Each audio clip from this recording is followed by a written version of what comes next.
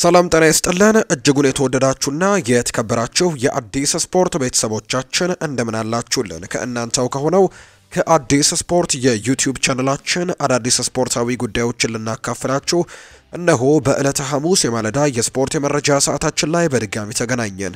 ስለምታደምጡን ቆይታችሁን ከኛ ጋርም ስለምታደርጉ እጅጉን ከልብ አድርገን ነው የምናመሰግነው። በዛሬ ፕሮግራማችን የተለያዩ ርዕሰ ጉዳዮችን ወደ እናንተ የምናደርስ ይሆናል። እንድትከታተሉን ነው በአክብሮት የምንጋብዘው። ፉአድ ባሩ ፕሮግራሙን እመራለሁ። የተለያዩ ጉዳዮችን እናነሳለን። የክለቦች ዓለም ዋንጫ ትናንትናም ጨዋታዎቹ ቀጥለው ተደርገዋል። ሲጠበቁ የነበሩ ጨዋታዎች ያለው ማንቸስተር ሲቲ ትናንትና ነው የመጀመሪያውን ጨዋታ ከዋይዳድ ካዛብላንካ ጋር ያደረገው። ሪያል ማድሪድ እና አል ሂላልም የሚያደርጉት ጨዋታ ሲጠበቅ ነበር። ትላንትና እነዚህ ጨዋታዎች ተደርገዋልና የጨዋታ ውጤቶቹን እንገልጽላችኋለን። ዛሬም የሚደረጉ ጨዋታዎች ያሉ በክለቦች ዓለም ዋንጫ እነሱንም ጉዳዮች የምንጠቁማችሁ ነው የሚሆነው። የዝውውር ጉዳዮችን በስፋት እየተሰሙ ይገኛሉ። እነሱንም መረጃዎች ወደ እናንተ ማድረሳችንን የምንቀጥል ይሆናል። እስከ ፕሮግራማችን ፍጻሜ አብራችሁ ይቆዩ። ከመሸጋገሪያ በኋላ በድጋሚ ተመልሰን እንመጣለን። አብራችሁ ይቆዩ።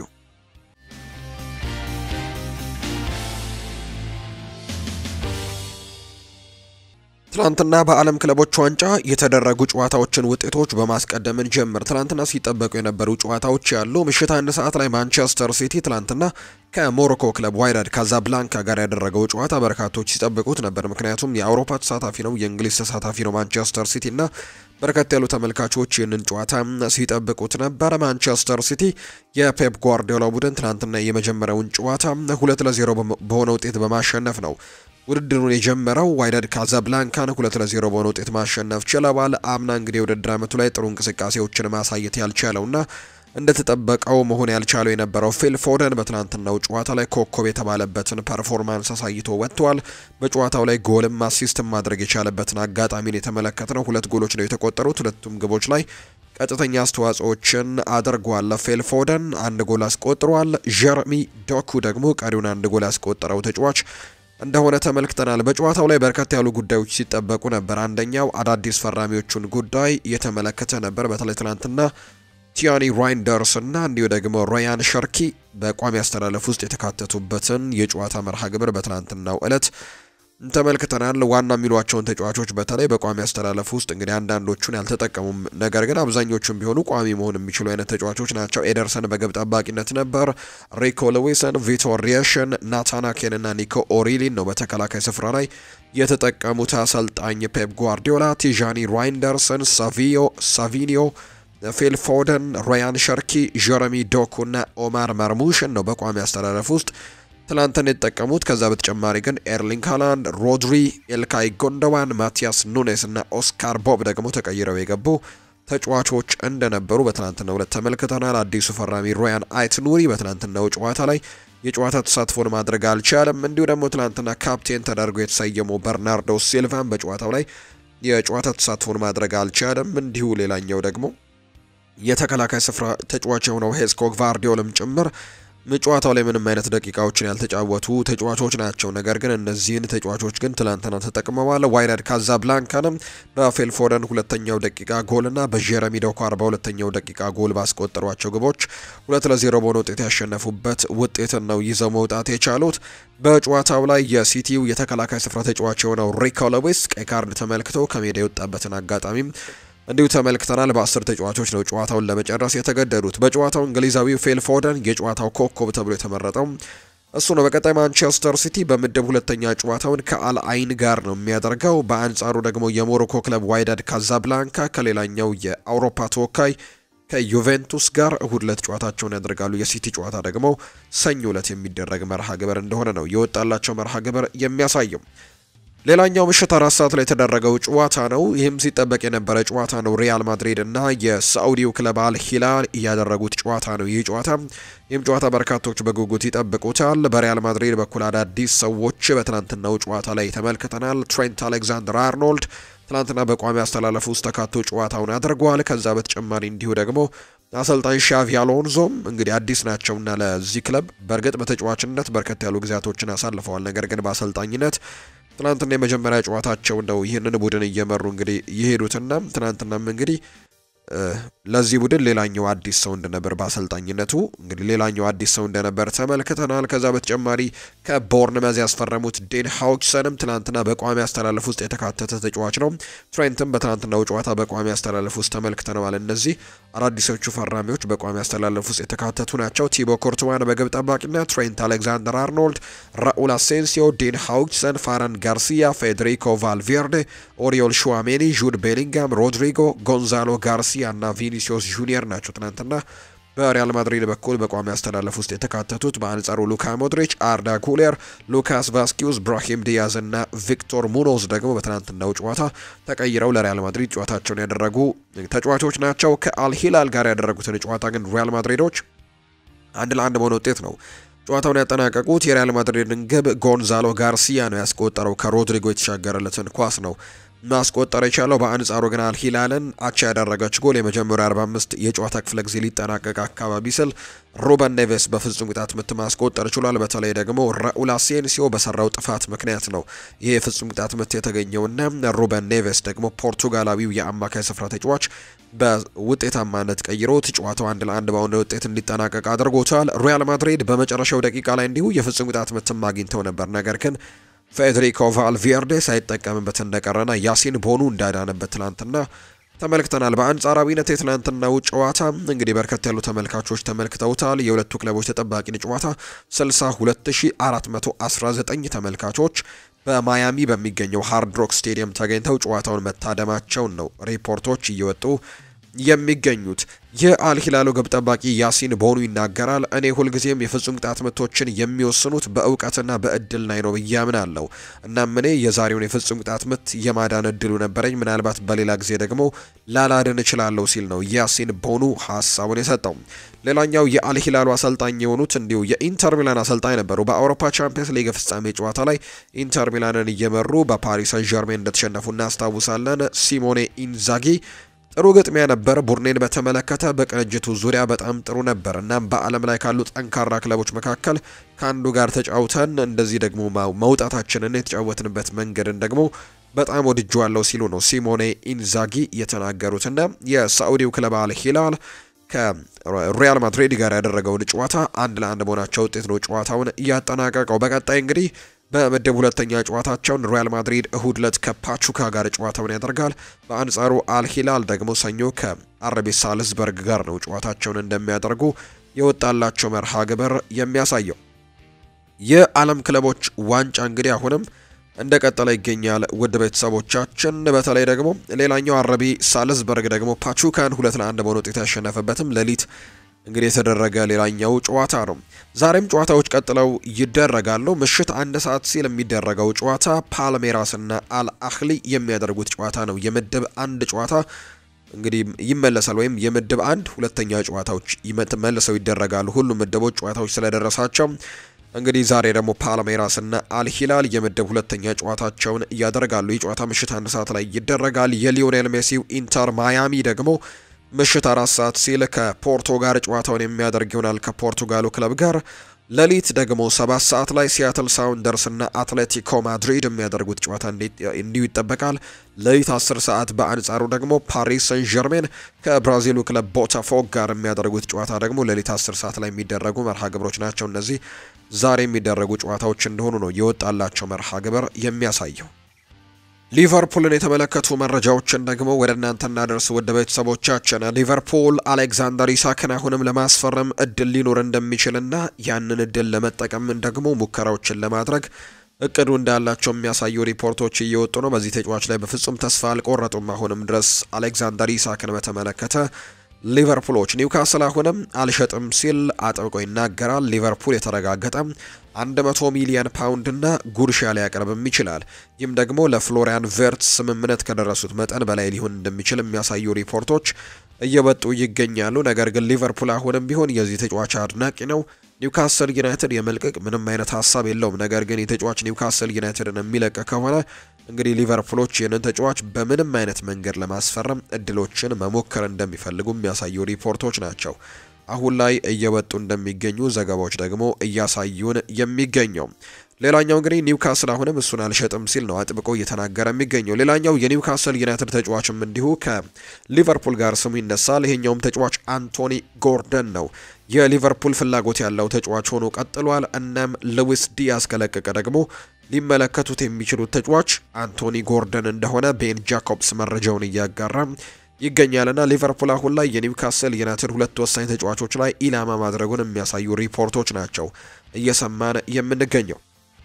ሊቨርፑልና አስተን ቪላ በዚህ ክረምት የሪያል ቤቲሱን ወጣቱን ሄሱስ ሮድሪጌስን እንግዲህ 19 ዓመቱን ተጫዋች ለማስፈረም ንግግሮችን አድርገዋል። በአሁኑ ጊዜ 25 ሚሊዮን ዩሮ የመልቀቂያ አንቀጽ እንዳለውም ጭምር ነው መረጃዎች እያሳዩ እንደሚገኙ እየተጠቆመ የሚገኘው።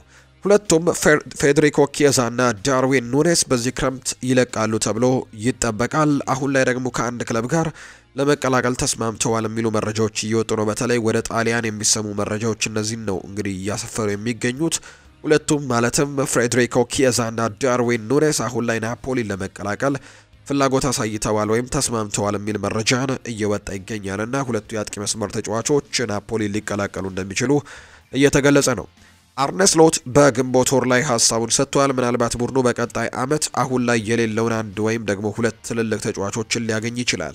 ዝውውር ቀኑን በመጠበቅ እንዲህ አይነት ነገር ልናደርግ እንችላለን። ይህ ነገር እንግዲህ እኛን የበለጠ ሊያጠናክረን ይችላል ሲልም ጭምር ነው አርነ ስሎት የተናገረው። አርሰናልን የተመለከቱ መረጃዎችን ደግሞ እናንሳ። አርሰናል የሉዊስ ስኬሊን ውል ሊያራዝም ነው።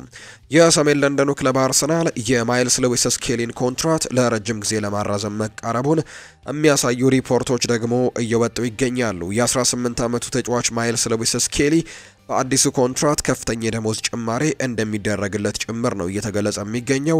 ይህንን ተከትሎ እንግሊዛዊው ተጫዋች ሉዊስ ስኬሊ በዓለም ከፍተኛ እንግዲህ ተከፋይ ወጣት እግር ኳስ ተጫዋችም እንደሚሆን ነው እየተነገረ የሚገኘው። ወጣቱ ተጫዋች እንግዲህ ስኬሊ ከአሰልጣኝ ሚኬል አርቴታ ጋር ያለው ጥሩ ግንኙነት ለስምምነቱ ወሳኝ ሚና እንድትጫወተ ነው የሚነገረው። በትልልቅ ክለቦች አይን ውስጥም እንደገባ ሲነገር የቆየው ሉዊስ ስኬሊ ባለፈው ዓመት ለአርሰናል በሁሉም ውድድሮች 39 ጨዋታዎችን ማድረግ መቻሉን የምናስታውሰው ነው። በተለይ አርሰናሎች በዚህ ተጫዋች ጉዳይ በሪያል ማድሪድ ያለው ፍላጎት እጅጉን ሲያሳስባቸው እንደነበር የሚያሳዩ ሪፖርቶች ይወጡ ነበር። ሪያል ማድሪድ ይህንን ተጫዋች ለማስፈረም ሙከራዎችን ሊያደርግ እንደሚችል የሚያሳዩ ሪፖርቶችና በተለይ ደግሞ በነፃ እንደ ትሬንት አሌክዛንደር አርኖልድ እንደ ኬሊያን ምባፔ ጭምር ይህንን ተጫዋች እንግዲህ ነፃ ኮንትራት አድርገው በተለያዩ የዝውውር መስኮቶች ላይ ይህንን ተጫዋች ለማስፈረም ሙከራዎችን እንደሚያደርጉና ከተጫዋቹ ጋር ምናልባት ንግግሮችን ሊያደርጉ እንደሚችሉ እንግዲህ ስለ መረጃዎች ስለነበሩ አርሰናሎች ይሄ ነገር ስጋት ውስጥ ከቷቸው ኮንትራቱን በቶሎ ለማራዘም ፍላጎት እንደነበራቸው ሲገለጽ ነበር።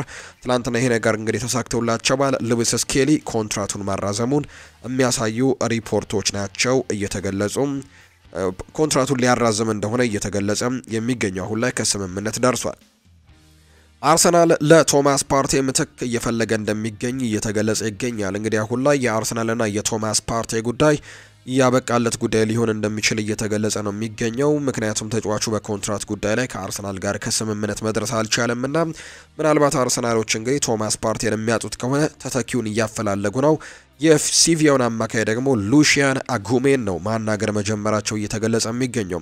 ሲቪያ ባለበት የገንዘብ ችግር ምክንያት እስከ 20 ሚሊዮን ፓውንድ የ23 ዓመቱን ፈረንሳዊ አማካይ ለመሸጥም ፍቃደኛ ነው። አጉሜና ሳሊባ ወኪላቸው አንድ ሰው መሆኑ ዝውውሩን ቀላል ሊያደርገው እንደሚችልም ጭምር የሚያሳዩ ሪፖርቶች ደግሞ እየሰማን ነው። አርሰናል ስለ ሮድሪጎ ዝውውር ተስፈኛ ነው። ንግግሮች ከሳምንት በፊት ተጀምረዋል። አሁን ላይ እንግዲህ በክለቦች የዓለም ዋንጫ ላይ ያተኮረ ነው። ይህ ተጫዋች ቢያንስ ማድሪድ እንግዲህ 90 ሚሊዮን ዩሮ ይፈልጋል ከዚህ ተጫዋች የሚል ዘገባ እየወጣ ይገኛልና አርሰናሎች ይህንን ተጫዋች ለማስፈረም አሁንም ተስፈኞች ናቸው። እድላቸውንም በቀጣይም እንደሚሞክሩ ጭምር ነው እየተገለጸ የሚገኘው።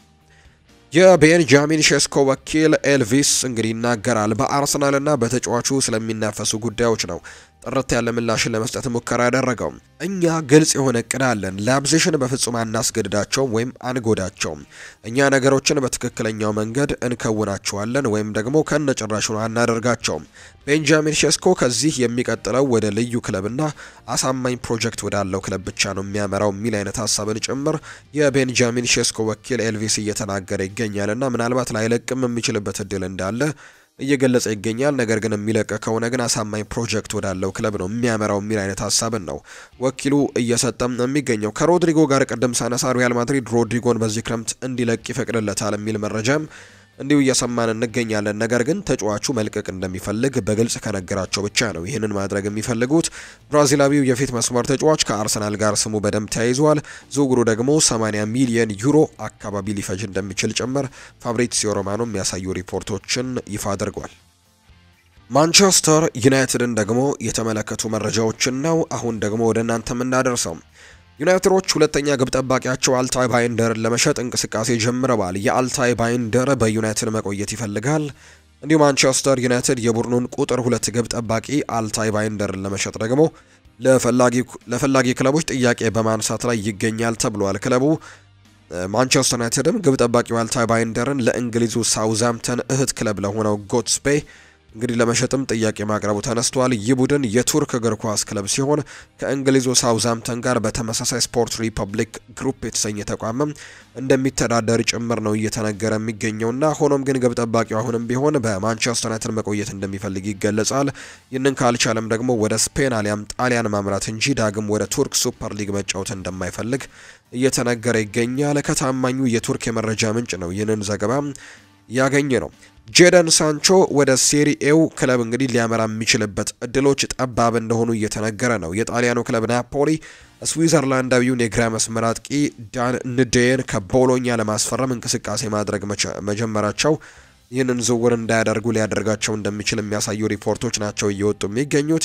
ናፖሊዎች የ24 ዓመቱን የፊት መስመር ተጫዋች ለማስፈረም ከቦሎኛ ጋር ንግግሮችን ጀምረዋል። በግሉሎች ላይ ሙሉ በሙሉ ከስምምነት ላይ ደርሰዋል ማለት ይቻላል። እንግሊዛዊው የግራ መስመር አጥቂው ነው ጄደን ሳንቾ በናፖሊ ዝርዝር ውስጥ አሁንም አለ። ነገር ግን ናፖሊዎች ጄደን ሳንቾ እንግዲህ እየጠየቀ ያለውና በሳምንት እንዲከፈለው የሚፈልገው ውድ ደሞዝ ደግሞ የመክፈል ምንም አይነት ፍላጎት እንደሌላቸው ነው ፋብሪዚዮ ሮማኖ እየገለጸ የሚገኘው። ይሄ ነገር ከቼልሲ ጋርም በነበረው ድርድር ላይ አጋጥሟል። ቼልሲዎች ደሞዙን እንዲቀንስ ይፈልጉ ነበር። ነገር ግን ተጫዋቹ ደሞዙን መቀነስ ስለማይፈልግ ከቼልሲ ጋርም የነበረው ስምምነት መፍረሱን የምናስታውሰው ነው። ሪዮ ፈርዲናንድ ጥያቄ ቀርቦለት ነበር። ከቪክተር ኦስሜን፣ ከአሌክዛንደር ኢሳክና ከቪክተር ዮከርሽ ተብሎ ጥያቄ ቀርቦለት ነበርና ምላሹን ሲሰጥ ማቲያስ ኩኛ፣ አማድ ዲያሎና ቪክተር ኦስሜንን በአንድ የፊት መስመር ላይ ማጫወት ይሄ የእግር ኳስ ሳይሆን የሰብአዊ መብትም እንግዲህ የሚፈቅደው ነገር አይደለም ሲል ነው የተናገረው ሪዮ ፈርዲናንድና የኦስሜን የአየር ላይ ኳሶችን የመጠቀም ብቃት፣ ኳስን የሚለጋበት ኃይልና አጨራረሱ ደግሞ አይታችሁታል ወይ? እንግዲህ መልሴን የምትሹ ከሆነ አንድና አንድ ነው። ቪክተር ኦስሜን እንላለው። ከኩኛና ከአማድ ጋር ደግሞ ሲጣመር ይሄ እግር ኳስ ብቻ ሳይሆን የተለያዩ የሰብአዊ መብትም የሚፈቅደው አይነት ነገር አይሆንም ሲልም ጭምር ነው የተናገረው ሪዮ ፈርዲናንድ። ማንቸስተር ዩናይትዶች ሳንቾን በውል እንግዲህ መሸጥ እንጂ በውሰት መስጠት በጭራሽ እንደማይፈልጉ ይገለጻል። በቋሚነት ነው መልቀቅ የሚፈልጉት ይህንን ተጫዋች። ዳግመኛ እንግዲህ በዚህ ክለብ ውስጥ የመጫወት እድሉ እንደሌለው ነው እየተገለጸ የሚገኘው።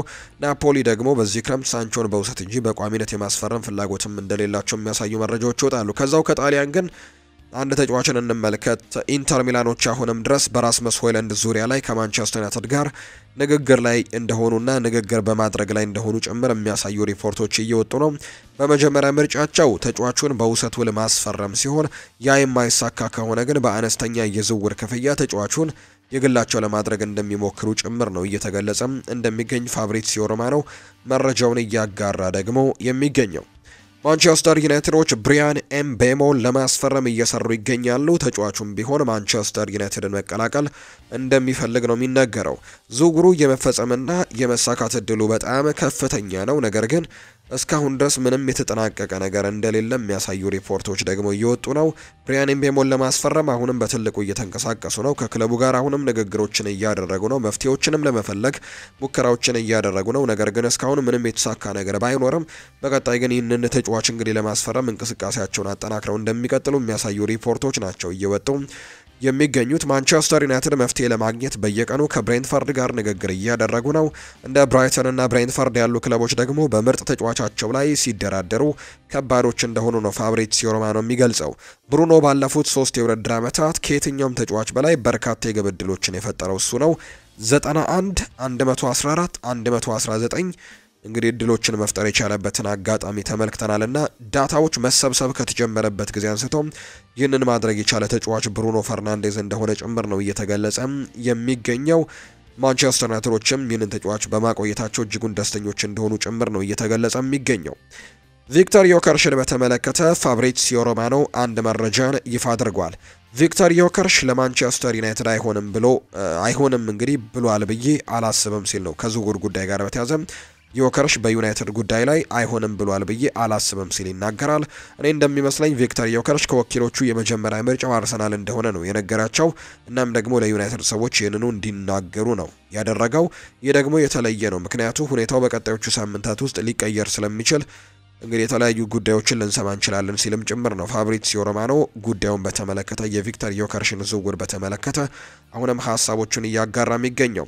ሌላኛው ከማንቸስተር ዩናይትድ ጋር እየተያዘ የሚገኘው ስምና በዝውውር ጉዳይ ላይ ስሙ የሚነሳው ኤሚሊያኖ ማርቲኔዝ ነው። የአስተን ቪላው ግብ ጠባቂ በዚህ ክረምት ይለያያል ተብሎ ይጠበቃል ከክለቡ ጋር። ኤሚሊያኖ ማርቲኔዝ ወደ ማንቸስተር ዩናይትድ የመዛወር ፍላጎት እንዳለው በግልጽ ተናግሯል የሚሉ መረጃዎች እየወጡ ነው። የቀድሞ የአርሰናል ግብ ጠባቂ ነው። አሁን በአስተን ቪላ ይገኝ ነበር። አስተን ቪላ ፍላጎቱን ተቀብሏል። እናም ደግሞ ዝውውሩ እስከ 40 ሚሊዮን ፓውንድ ድረስም ሊያስወጣ እንደሚችል የሚያሳዩ ሪፖርቶች እየወጡ ነው። ማንቸስተር ዩናይትድ በአንጻሩ አንድሬ ኦናናን ለመተካት ደግሞ የመጨረሻ ውሳኔ ላይ አልደረሱም። ከክለቡ ጋር እንደማይለያይ ነው በርካቶች የሚያነሱት። ነገር ግን ተፎካካሪ ግብ ጠባቂ ግን መምጣቱ አይቀሬ እንደሆነ የሚያሳዩ ሪፖርቶች ይወጣሉ። እንደ ቤን ጃኮብስ ዘገባ ከሆነ ደግሞ አስተን ቪላዎች ለግብ ጠባቂያቸው ኤሚ ማርቲኔዝ እስከ 40 ሚሊዮን ፓውንድ ድረስ እየጠየቁ ይገኛሉ።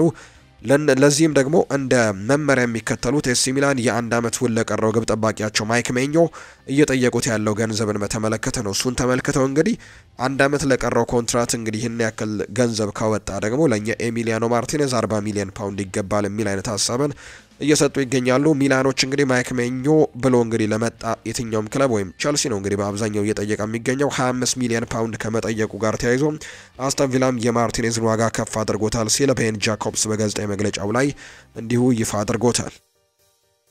የቸልሲን ጉዳዮች ደግሞ እናንሳ።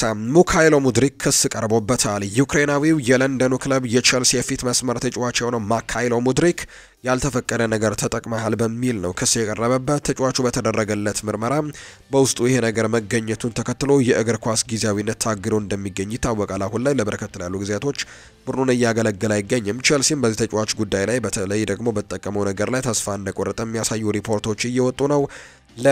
እንግዲህ ኮል ፓልመርም 10 ቁጥር ማሊያን የሰጡት በዚህ ምክንያት እንደሆነና በዚህ ተጫዋች ጉዳይ ላይ በሚካይሎ ሙድሪክ ላይ ተስፋ እንደሌለው የሚያሳዩ ሪፖርቶች ናቸው እየወጡ የሚገኙት። አሁን ላይ እንግዲህ የእንግሊዝ እግር ኳስ ማህበር ሚካይሎ ሙድሪክን በዚህ ጉዳይ ላይ ሕግ እንግዲህ ጥሰት ተላልፈሃል በሚል ነው ክስ የመሰረቱበትና ተጫዋቹ እንግዲህ ምናልባት በቀጣይ እስከ 4 ዓመታት ድረስ ከእግር ኳስ ሊታገድ የሚችልበት እድሉ እንዳለው ነው እየተገለጸ የሚገኘው። የእንግሊዝ ዩኤፍኤ በሙድሪክ ላይ እንግዲህ መግለጫን አውጥቷል። ሚካይሎ ሙድሪክ የተከለከለ ንጥረ ነገርን መኖርና ወይም ደግሞ አጠቃቀምን በመጣስ ነው እንግዲህ የተለያዩ ክሶችን እንድንመሰረት ያደረገን። በኤፍኤ እንግዲህ እነዚህ መድኃኒቶች ደግሞ የሚቻሉ ነገሮች አይደሉምና ደንብ 3 እና ደንብ 4 መሰረት ይሄ ቀጣይነት ያለው ጉዳይ እንደመሆኑ መጠን በዚህ ጊዜ ተጨማሪ አስተያየት ወይም ደግሞ ማብራሪያ ለመስጠት እንቆጠባለን ሲልም ጭምር ነው ኤፍኤው መግለጫ ያወጣውና ተጫዋቹ እስከ 4 ዓመታት የሚደርስ ቅጣት ሊጠብቀው እንደሚችል የሚያሳዩ ሪፖርቶች አሁን ላይ እየወጡ ነው።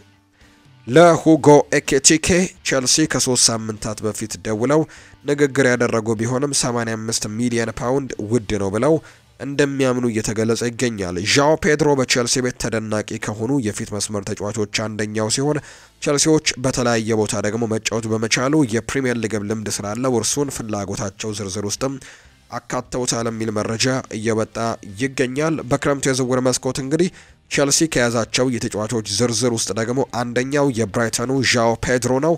ቸልሲ የተጫዋቹ ከፍተኛ አድናቂዎች እንደሆኑ ይነገራል። ዣኦ በዚህ ክረምትም ከብራይተን የሚለቀሰው ሲሆን ስለ ሁኔታው ደግሞ ለማወቅ ቸልሲ ከብራይተን ጋርም የመጀመሪያ ንግግሮችን አድርጓል የሚል ሪፖርትም ጭምር እየወጣ እንደሚገኝ ፋብሪዚዮ ሮማኖ መረጃውን ይፋ አድርጎታል። ባርሴሎናን እንመልከት። ባርሴሎና ግብ ጠባቂ አስፈርመዋል። የካታላኑ ክለብ ባርሴሎና ስፔናዊውን የኤስፓኞል ግብ ጠባቂ ዮሃን ጋርሲያን በ6 ዓመታት ውል ማስፈረማቸውን ነው በይፋ ያስታወቁት። ባርሴሎና የፕሪሚየር ሊግ ክለቦችን በመርታት ነው ግብ ጠባቂውን አሳምነው ለማስፈረም የቻሉት። ባርሴሎና ለኤስፓኞሉ ግብ ጠባቂ ውል ማፍረሻ 25 ሚሊዮን ዩሮ በመክፈል አስፈርመውታል። ባርሴሎና በቀጣይ ደግሞ የኒኮ ዊሊያምስን ዝውውር ለማጠናቀቅ በመስራት ላይ እንደሆኑ የሚያሳዩ ሪፖርቶች ናቸው እየወጡ የሚገኙት። በተለይ ባርሴሎናና ኤስፓኞል ደግሞ የከተማ ተቀናቃኞች ናቸው፣ የካታላን ተቀናቃኞች ናቸው። የተጫዋች ደግሞ ከኤስፓኞል ወደ ባርሴሎና መዘዋወሩ እንግዲህ ኤስፓኞል ደጋፊዎች ዘንድ ቅሬታን አስነስቷል የሚሉ መረጃዎች እየወጡ ነው። በባርሴሎና ቤት የሚገኙ የግብ ጠባቂዎች ጉዳይም እልባት ያገኛል ተብሎ ይጠበቃል። ዎንቼክ ሸዝኒ ኮንትራቱን እንግዲህ እንዳራዘመ የሚታወቅ ነው። ማርክ አንድሬ ቴር ሽቴገንም ቋሚ 11 ውስጥ መካተት ይፈልጋል ወይም ቋሚ ተጫዋች መሆን ይፈልጋልና የዮሃን ጋርሲያ መምጣት የተጫዋች ሌላ ቦታ እንዲመለከት ሊያደርገው ይችላል። ምክንያቱም በቀጣይ የውድድር ዓመት ደግሞ የዓለም ዋንጫ ይደረጋልና ጀርመን ብሔራዊ ቡድንን በቋሚነት ለመወከል ደግሞ ማርክ አንድሬ ቴር ሽቴገን ወደ ሌሎች ክለቦች በማምራት በቋሚነት መጫወት እንደሚፈልግ የሚያሳይ ሪፖርት እየወጣ ይገኛል። ኢኒያኪ ፔናም ሌላኛው በባርሴሎና የግብ ጠባቂ ቦታ ላይ የሚገኝ ተጫዋች ነው።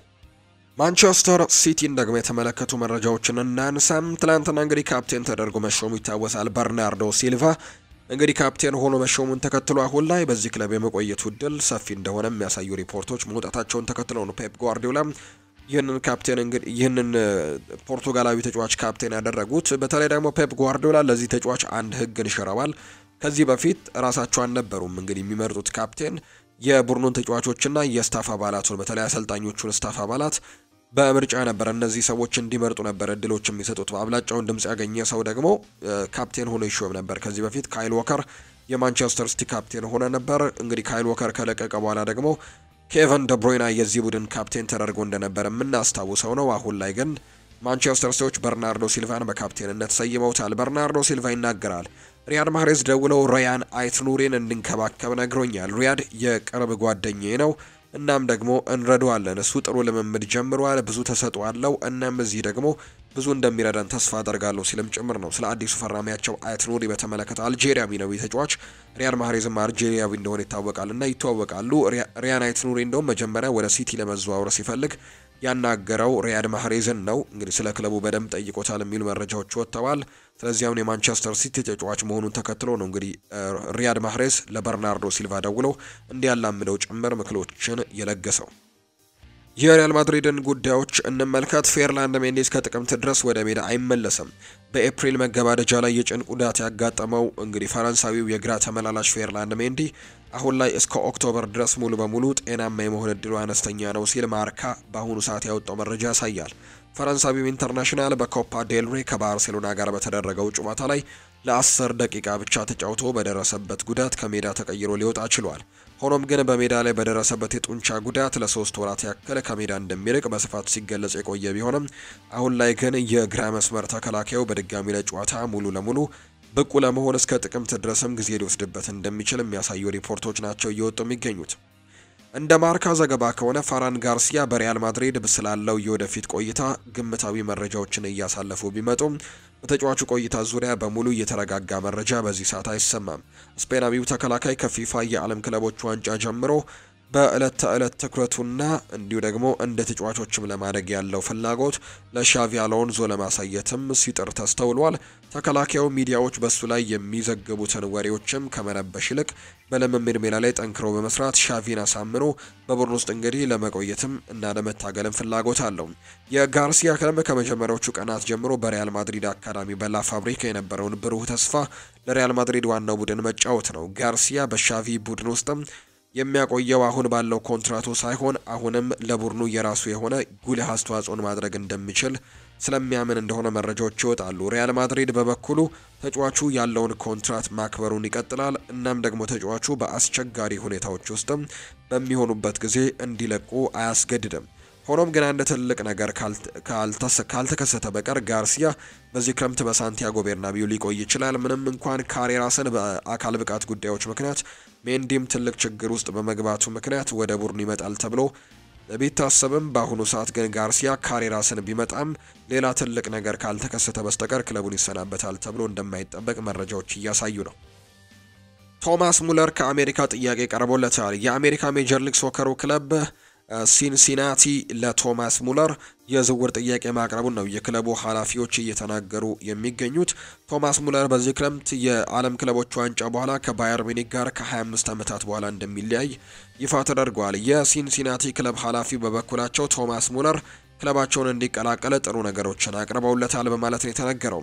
ቶማስ ሙለር ማናገራቸውንና ሌሎችም ጥያቄዎች እንዳቀረቡለት እየተረዱ እንደሆነ የገለጹት ኃላፊው ይሁን እንጂ ተጫዋቹን ለማሳመን እንደሚሞክሩ ነው የተናገሩት። እኛ ትልቅ ስቴዲየምና ድባብ እንዲሁም ደግሞ ጥሩ ነገር አቅርበናል። ክለቡ ደግሞ ከጀርመን ጋር ትልቅ ታሪክም አለው። ዋንጫ ማሸነፍም እንችላለን ሲልም ጭምር ነው ኃላፊው እየተናገሩ የሚገኙትና የባየር ሚኒኩን ጀርመናዊ ተጫዋች ቶማስ ሙለርን ለመሳብም ንግግሮችን እያደረጉ እንደሚገኙ የሚያሳዩ ሪፖርቶች ደግሞ በተደጋጋሚ እየወጡ ይገኛሉ። ተጫዋቹ እንግዲህ በርከት ያሉ ዓመታትን ካሳለፈበት ክለብ ባየር ሚኒክ ከ25 ዓመታት በኋላ ክለቡን እንደሚለቅ በዚህ ዓመት ይፋ ተደርጓል። በአመቱ መጨረሻ ደግሞ በተለይ አሁን እየተደረገ ከሚገኙ የዓለም ክለቦች ዋንጫ መጠናቀቅ በኋላ ይህንን ነገር እንደሚያደርጉ ነው ሪፖርቶች እየወጡ የሚገኙት። በዓለም ክለቦች ዋንጫ በመጀመሪያው ጨዋታ ላይ እንግዲህ ሲያሸንፉ ኦክላንድ ሲቲን ሲያሸንፉ 2 ግቦችን ማስቆጠር የቻለበትን አጋጣሚ ተመልክተናል። ቶማስ ሙለር። የተወደዳችሁና የተከበራችሁ ቤተሰቦቻችን ለዛሬ ያዝንላችሁ አዳዲስ ስፖርታዊ ጉዳዮቻችን እነዚህን ይመስላሉ። ስላደመጣችሁን፣ ስለተከታተላችሁን፣ ስለምጽፉልን እጅጉን ከልብ አድርገን እናመሰግናለን። ቪዲዮአችንን ላይክ፣ ቻናላችንን ሰብስክራይብ እያደረጋችሁ ከኛ ጋር ለነበራችሁ በሙሉ ላቅ ያለ ምስጋናችንን ለእናንተ ማቅረብ እንወዳለን። ፏድ ባህሩ ፕሮግራሙን እየመራው ከእናንተ ጋር ቆይታን አደረግኩኝ። በቀጣይ ፕሮግራሞቻችን ሌሎች ርዕሰ ጉዳዮችን ይዘን ዳግም ተመልሰን የምንገናኝ ይሆናል። መልካም ጊዜ መልካም ቀን እንዲሆንላችሁ ነው በአክብሮት የምመኘው። በምሽቱ ፕሮግራሞቻችን ሌሎች እንግዲህ ከቀን ጀምሮ የሚሰሙ የተለያየ የዝውውር ጉዳዮችን ጨምረን ሌሎች ስፖርታዊ ጉዳዮችን አካተን ነው የምንገናኘው። ፏድ ባህሩ ፕሮግራሙን እየመራው ከእናንተ ጋር ነበርኩኝ። መልካም ጊዜ መልካም ቀን መልካም የስራ ሰዓት እንዲሆንላችሁ ነው በአክብሮት የምመኘው።